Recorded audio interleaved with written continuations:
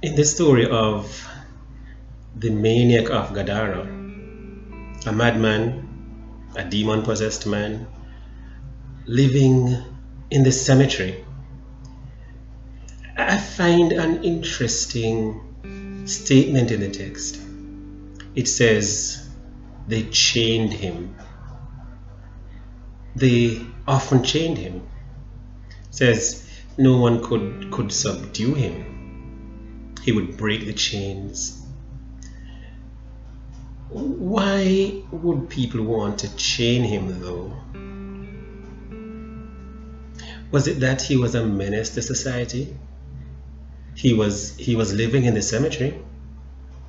He was living in a place where I would imagine he would have been left undisturbed. But people went out of their way to chain him. Was it that he was disturbing people? Was it that he was affecting them? Was it that he was attacking them? They chained him. Why do we chain persons? Why would anybody want to chain another human being?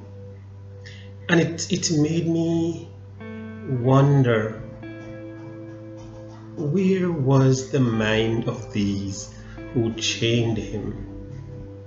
How deep was the demonization of those who chained him?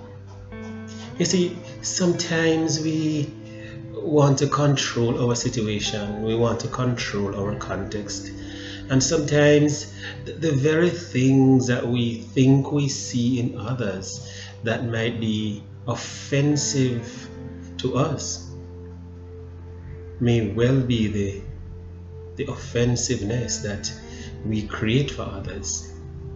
Because in chaining him, it demonstrates something in ourselves that make us think it's okay, that justifies the chaining and the re-chaining of this man.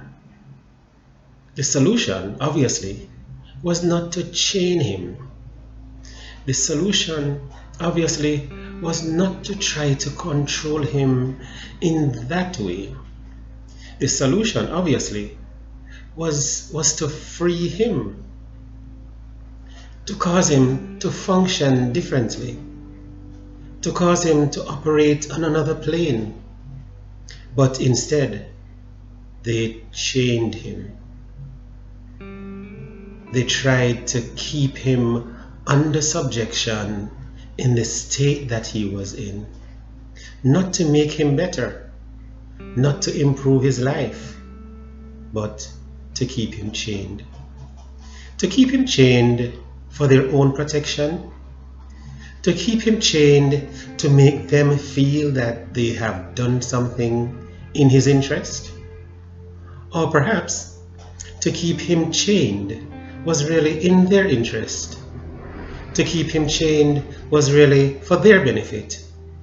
To keep him chained to give the impression of order. To keep him chained to make it seem as though they have acted in the interest of the wider community. But you really can't keep somebody chained in the interest of the wider community. You can't keep somebody chained in your interest. You can't keep somebody chained to benefit the person who is chained. What is needed is freedom. Freedom to experience life as God intended. Freedom to function with all of one's faculties as best as it depends on us, in place. Jesus turns up and Jesus frees him. The text says that when they came, they found him clothed, seated, and in his right mind. What are we doing when we try to chain others?